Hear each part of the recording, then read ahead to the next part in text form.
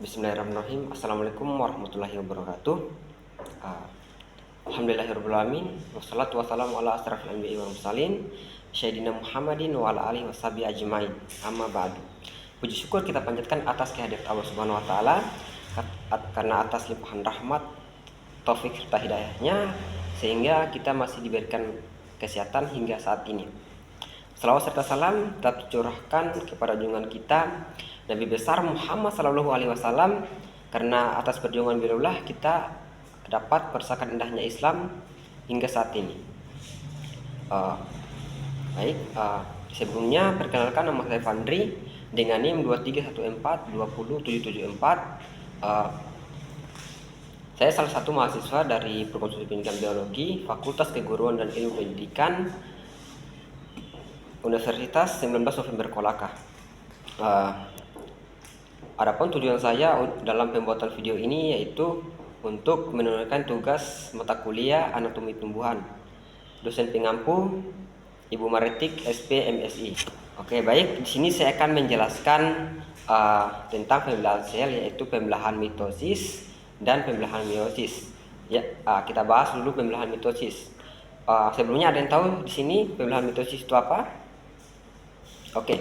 Pembelahan mitosis ini merupakan pembelahan sel yang terjadi di dalam sel tubuh, di mana pembelahan mitosis ini menghasilkan dua sel anak yang sama persis dengan induknya, di mana pembelahan mitosis ini terjadi di dalam inti sel. Pembelahan mitosis ini sangat penting untuk pertumbuhan, perbaikan, dan pergantian sel yang mengalami kerusakan. Nah, pembelahan mitosis ini memiliki beberapa tahapan, yaitu tahap profase, tahap prometafase, tahap metafase, anafase, dan telofase. Oke, sebelum kita membahas mengenai proses pembelahan sel pada mitosis, perlu kita ketahui bahwasanya dalam pembelahan sel ini kromatid ini akan berubah menjadi kromosom, kemudian kromosom ini akan berubah menjadi kromatid. Nah, proses ini bisa berlangsung sebaliknya.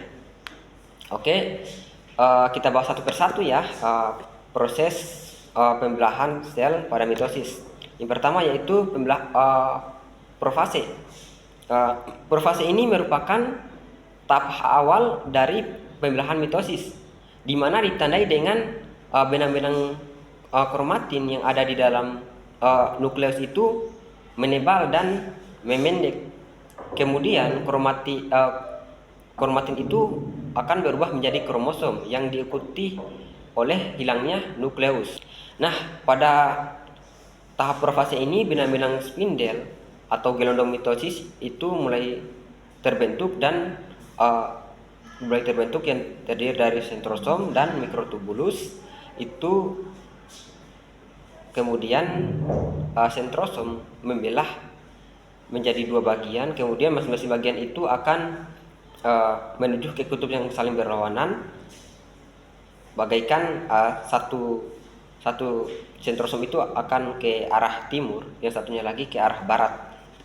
Oke, baik, kita masuk pada tahap yang kedua yaitu prometafase, di mana pada tahap ini membran nukleus itu mulai menghilang, kemudian diikuti dengan mikrotubulus atau benang-benang spindel melekat pada bagian sentromer, tepatnya di bagian yang dinamakan dengan kinetokor. Nah, keberadaan benang-benang spindel yang berikatan dengan kromosom akan menyebabkan hubungan tarik-menarik antar benang-benang spindel ya. Kemudian kita masuk pada tahap ketiga yaitu tahap metafase, di mana metafase ini memiliki sekitar 20 menit, durasinya sekitar 20 menit, di mana metafase ini ditandai dengan kromosom berada di tengah-tengah sel atau berada di bidang ekuador. Kemudian kita masuk pada tahap keempat yaitu anafase. Anafase ini ditandai dengan kromosom terbelah menjadi dua bagian yang menyebabkan masing-masing kromatid itu bergerak ke arah yang berlawanan. atau menuju ke kutub yang saling berlawanan seperti saya katakan tadi, yang satu kromosom ke arah timur, satu kromosomnya lagi ke arah barat, ya.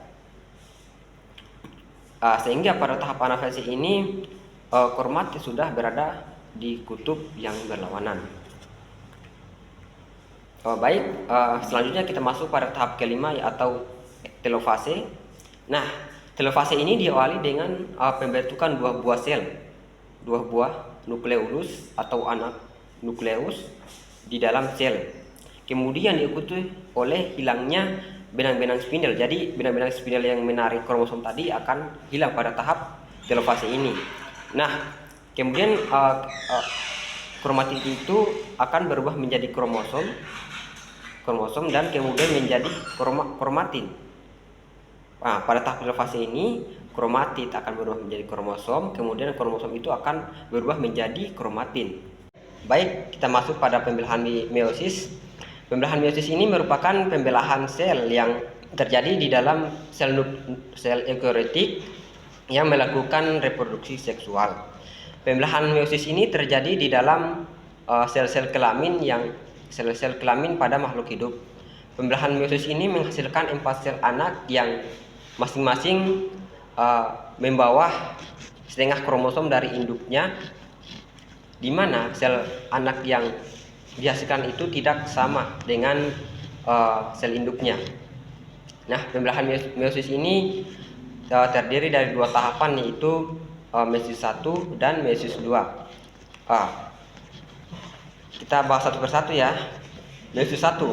Nah, pada tahapan meiosis 1 ini dibagi lagi menjadi beberapa tahapan, yaitu profase 1, metafase 1, anafase 1, dan telofase 1. Oke, kita masuk pada profase 1. Nah, profase 1 ini, pada tahap profase 1 ini mengambil sekitar 90% waktu meiosis, di mana profase 1 ini merupakan tahap terpanjang dibandingkan dengan tahap-tahap lainnya.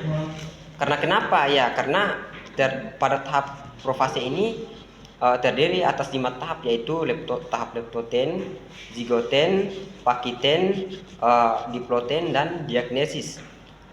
Leptoten itu apa? Ya, leptoten ini yaitu tahapan saat kromatin menebal dan membentuk kromosom. Zigoten ini tahapan saat kromosom homolog mulai berpasangan.